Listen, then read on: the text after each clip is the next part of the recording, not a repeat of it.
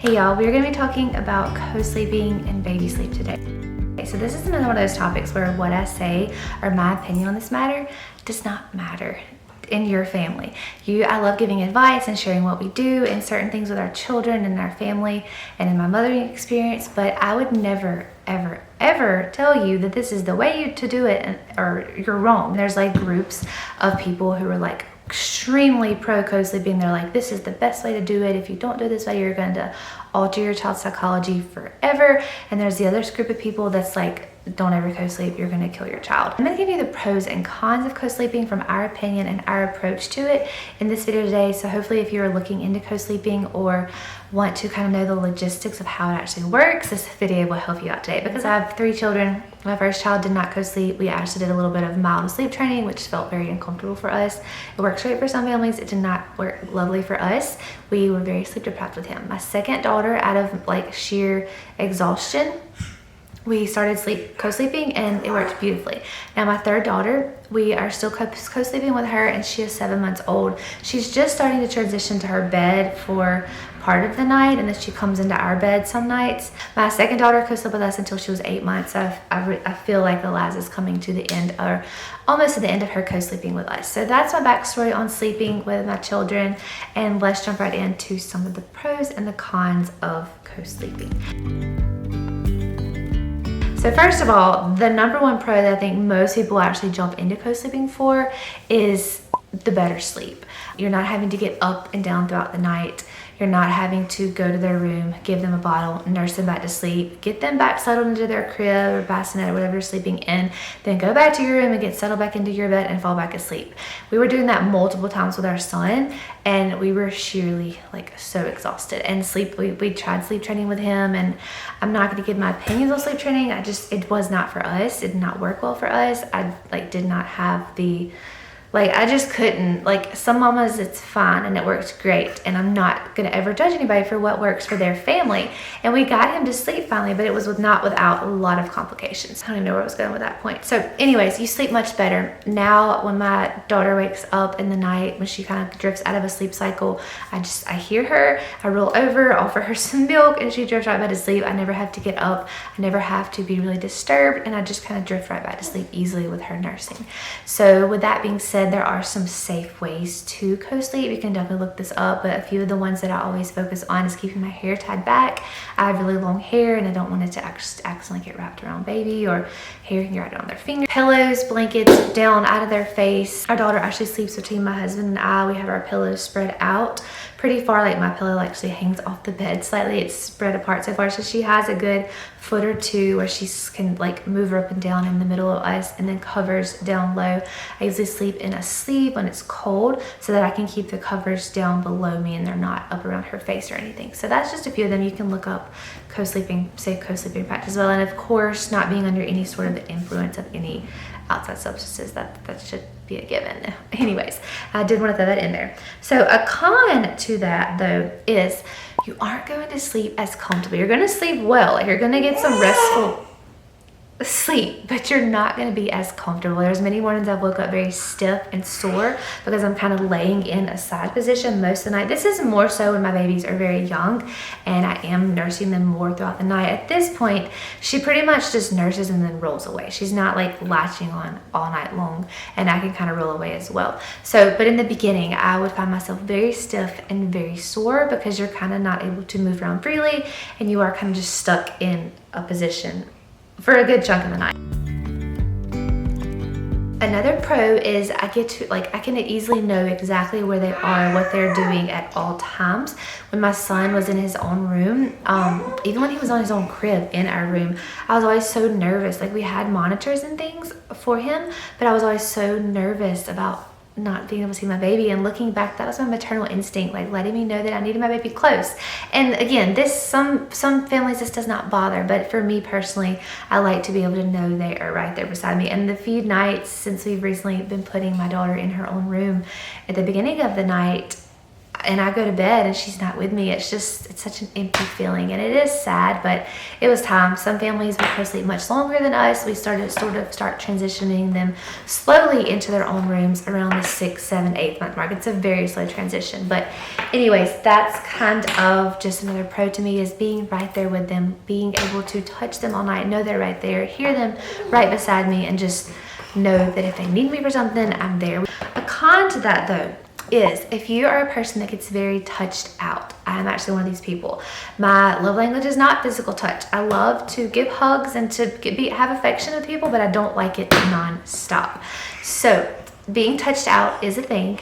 If you're a mama, you probably know what I'm talking about, but like you're touched all day. You're nursing a baby all day long. My daughter is usually in a wrap, sleeping. Well, she's not anymore, but for the first like 3-ish, 4-ish months, sometimes 5 or 6 months, they're in a wrap most of the time with me for naps. They are co-sleeping with me at night. I'm holding them during the day, nursing them. They're very rarely not on me, so I get touched out very, very easily. So if you're like this, don't feel guilty. There's times where I've felt guilty for this, but that's not me personally. That's not how I've been wired. I need a little bit of space. So I've learned, just if I can pass my daughter to my husband for 5 or 10 minutes and he can just walk around the yard with her, walk around the house with her, just keep her entertained. It gives me just a moment to recharge and not feel touched out and move along with the day. Kind of reset, recharge, and ready to have her sleeping with me all night again. I realize this is just such a short season from having my older 2 children, that her being in my bed with me and me feeling touched out will not last forever. And in just a short, probably year, I'll be missing her in the bed with me. So that's just another thing. Just wanted to put that in there. If you are a person that feels touched out and you're like, I can't co-sleep, that's fine. Or if you want to do it and then it's just not working for you, you can always go back and change it. Or if you feel guilty, just don't let that guilt overwhelm you. Just pass the baby to your husband or another family member and just take a little recharge, reset, so you aren't feeling touched out 24/7, because that I've been there. She's playing really well, so I'm just gonna keep going. I was saying, there was a study I read where it talks about co-sleeping mamas, especially breastfeeding mamas, when they are asleep, their sleep cycles sync up with their baby. So when their baby goes through really light sleep, the mama does as well. So when they like fidget and like whimper out and cry, the mama hears them instantly. And this is the time where your husband probably never even noticed the baby stirred or cried, because they're in a deep sleep cycle and you have roused out of that, because God has wired this really cool connection between mamas and babies, and it's so beautiful. And I didn't really realize it until I've seen both ends. So with my son, there was times when he would cry out and I would not hear him because I was in such a deep sleep, because he was in a different room from me. My husband would have to wake me up and be like, do you not hear him crying? And I'd be like, no, I don't. And it was just because he wasn't right next to me. I did not have that connection of our sleep cycles syncing up as I have with my 2 daughters. So it's really a neat thing. And she'll just kind of wake up and need me, and I'll just roll over, offer her some milk, and we'll both go back to sleep. It's really, really beautiful. And I find that I'm just much more connected to her in all ways, throughout the day, through the night. It's really beautiful. However, another pro to that is I am not able to be as productive in my life, because I'm always with her for sleep most of the time. She's getting to the point where I can put her in her own room. She did not want to go to sleep now. I do have to nurse her to sleep still. That is a con. You can't just go lay your baby down for a nap or for bedtime, rock them, lay them down, and they're down for the night. That is a con. That would be a con to some people, but I actually love the snuggles and love being her sole provider to put her to sleep. This is where, like, if you have a pacifier, that kind of replaces the mother, and in that case, and I don't want to have a replacement for me. I want my baby to depend on me. That's totally your own personal opinion, but I just nurse her to sleep. If she wakes up, I go back in there, nurse her to sleep again. So I know that there's a window of time where I'll probably have to go back in and put her back to sleep. Same thing at nighttime. I'll put her to sleep in her own bed. I can go get a shower, get the house finished cleaning up the house, and I know I'm probably gonna have to go back and check on her within the hour. So just knowing that up front has made it a lot easier. I used to get very frustrated and want to send my husband in there to help her, this is mainly my last daughter. Since having my 3rd, I've kind of realized this is just a season. This is just how it is. At nighttime, I don't really get uninterrupted time with my husband, we try to sit down and talk or watch something, and I'm usually called back to comfort her, which is fine. It's just a season. So that's kind of that is a con. You don't have as much time to yourself, to be with your husband, to get things done around the house. There's a small window of pockets of time, but during those pockets of times, I'm very, very super productive. Normally, I would have put her to sleep during quiet time when my others are asleep, and I would be filming this video, getting things done around the house before I had to go back and nurse her back. So she's a little off her schedule today. As you can see, she's wide awake.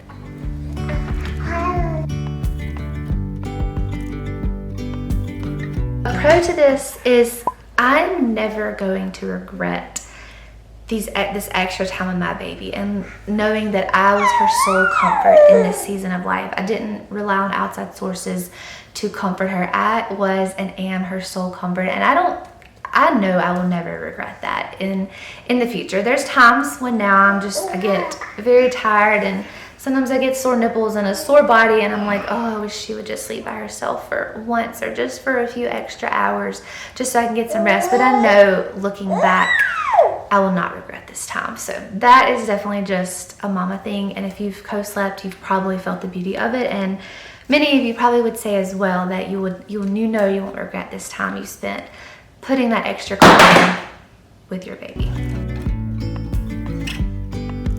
Another con to this is in the mornings, it's really difficult to get out of bed without waking her. A lot of times I get up with her, take her to the restroom, and then try to put her back to sleep. Sometimes that's successful and she'll sleep another 45 minutes to an hour, but I can't get up at 5 o'clock and have a good morning routine before my children wake up, because if I do, she's gonna get up 3 or 4 more times and I have to nurse her back to sleep. And it's just not optimal right now to get up before her, and I usually can get up and get a few chores done outside of just her morning routine, and I get at least a good another hour before she gets up, but it's not like I can wake up at 5 o'clock or 5:30 like I used to, because I am a morning person. I would love to get up and get a lot of things done in the morning. That's just my personality, and sometimes it's frustrating that I don't have that morning time alone, but it's just a season, and I love the extra cuddles I get with her in the morning. So as far as relationship with my husband and my other children, there's times where I have to leave my family to go nurse my child to sleep, or for naps or for bedtime, and that kind of interrupts my husband and I's evening time together. And we just connect at other times throughout the day. We find ways during quiet time to go outside and do something together and connect that way.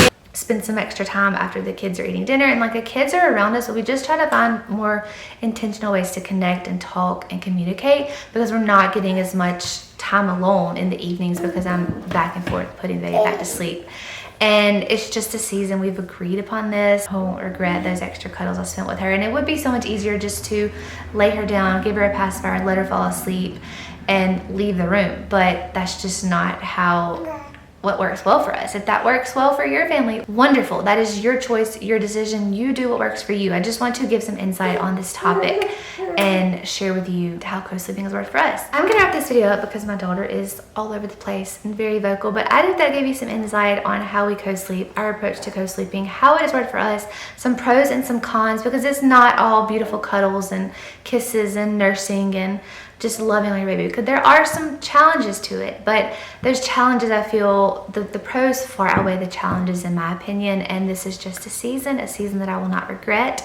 And I just hope that gave you some insight on this. Again, don't listen to what me or some other random person on the internet says about baby sleep. Just take ideas and insight from others, and then take it and apply it to what works best for your family. That's kind of what we've done, and what I've learned over the last 3 seasons being a mother is I don't have to listen to what somebody else says or do exactly what somebody else does. I'm learning to lean into my own motherly intuition and what works for me and my baby, because I'm different than you. My baby is different than your baby. I would love to chat with y'all in the comments about your approach to baby sleep, what has worked well for your family, what has not worked well. Leave some insight, leave some encouragement to other mamas out there if you've experienced a beautiful co-sleeping journey or not. Let us know if it did not go well for you, because everyone is different. Again, I apologize for all of the noises and interruptions, but this is just my life. And thank y'all for sticking through, and I will see y'all in a future video.